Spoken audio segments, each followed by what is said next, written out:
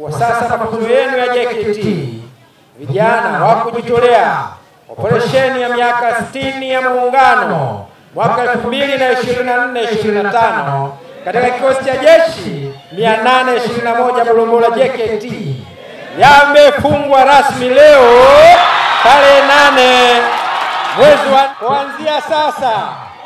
kuanzia sasa vijana mmekuwa na cheo kipya, yani servicemen na service girls. Kwa niaba ya maafisa wa serikali na vijana na watumishi wa umma 821 kikosi cha jeshi, napenda kukaribisha kikosini kwa ajili ya zoezi la ufungaji wa mafunzo ya awali ya vijana operation miaka 60 ya Muungano. Mheshimiwa mgeni rasmi, vijana walioko mbele yako ni wahitimu watarajiwa wa mafunzo ya awali ya operation miaka 60 ya Muungano 2025. Mafunzo haya yalianza tarehe 30 Desemba 2024 ambapo vijana wanatarajiwa kuhitimu mafunzo leo tarehe 8 Aprili kama ikivyopendeza. Mheshimiwa mgeni rasmi, vijana hawa wamefundishwa masomo mbalimbali kwa kiwango cha mafunzo ya awali ya vijana wa Jeshi la Kujenga Taifa kama inavyoelekezwa na Mkuu wa Jeshi la Kujenga Taifa. Kwa jina naitwa Kanali Juma Isa Mradi, ambaye namwakilisha Mkuu wa Jeshi la Kujenga Taifa Meja Jenerali Rajabu Nduku Mabele. Wana kikosi wametekeleza kikamilifu majukumu makuu matatu ya Jeshi la Kujenga Taifa ambayo ni malezi ya vijana, uzalishaji mali na ulinzi wa taifa. Mafunzo haya ni mwendelezo wa utekelezaji wa mawazo ya muasisi wa taifa letu, Baba wa Taifa hayati Mwalimu Julius Kambarage Nyerere katika uanzishwaji wa JKT.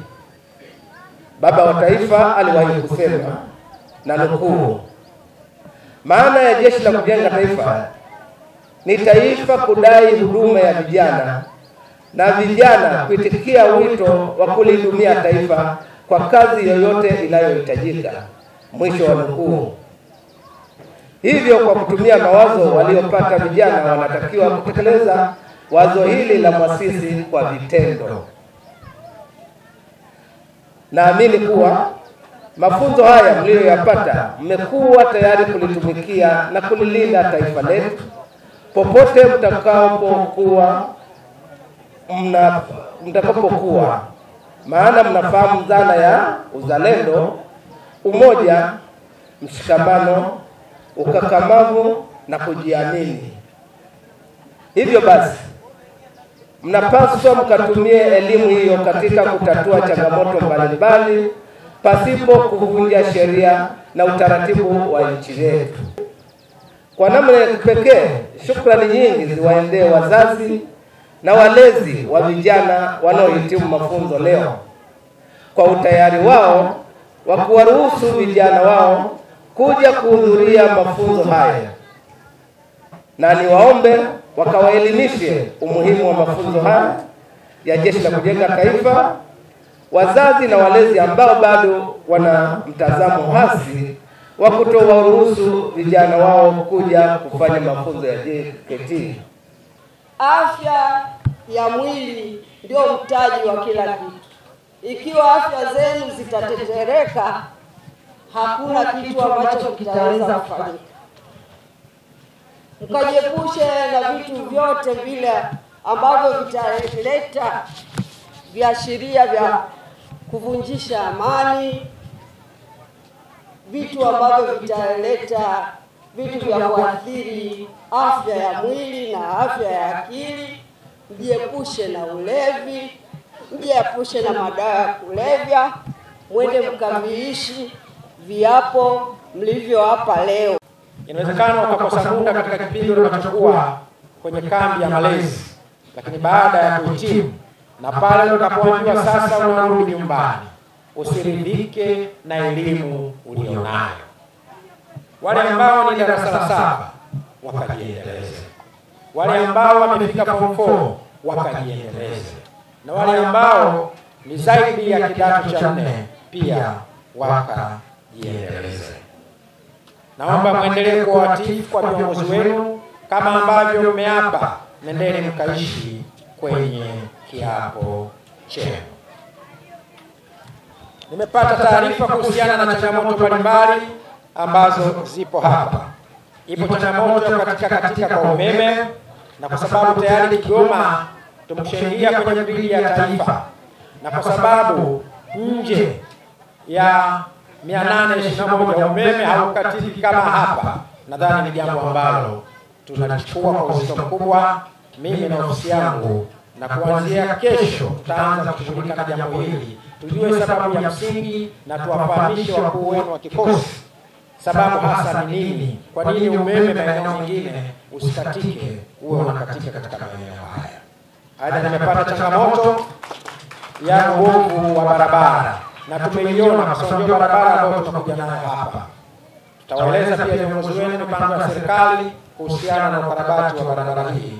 Aidha, tutakwenda kutia msisitizo ili kuhakikisha kwamba barabara hii inakuwa ni miongoni mwa barabara ambazo ni kipaumbele.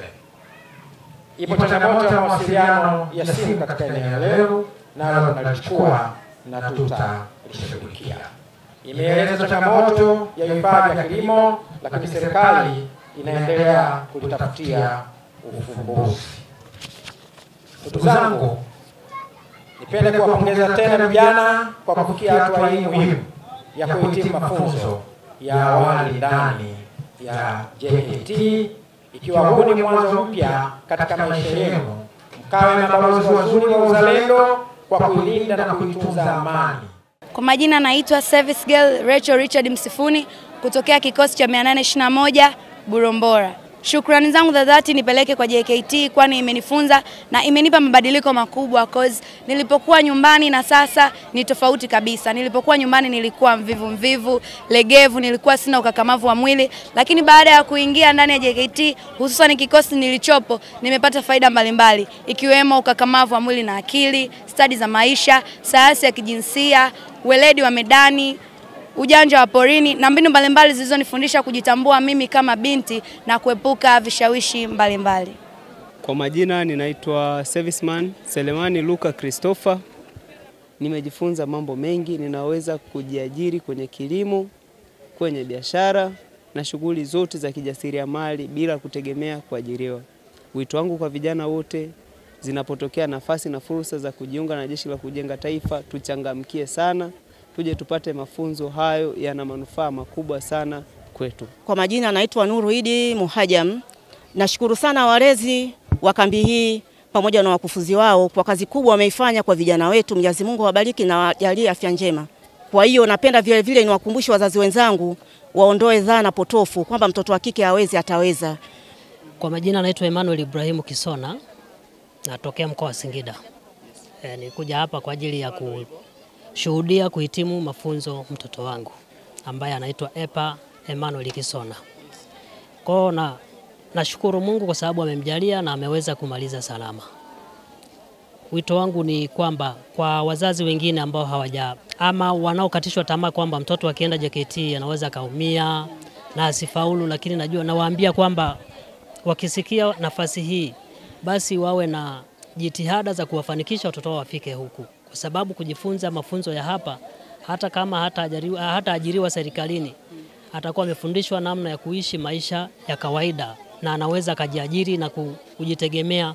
Kwa nafikiri kwamba atakuwa ni kijana ambaye shupavu tofauti na kijana ambaye hajawahi kufika kwenye mafunzo ya JKT.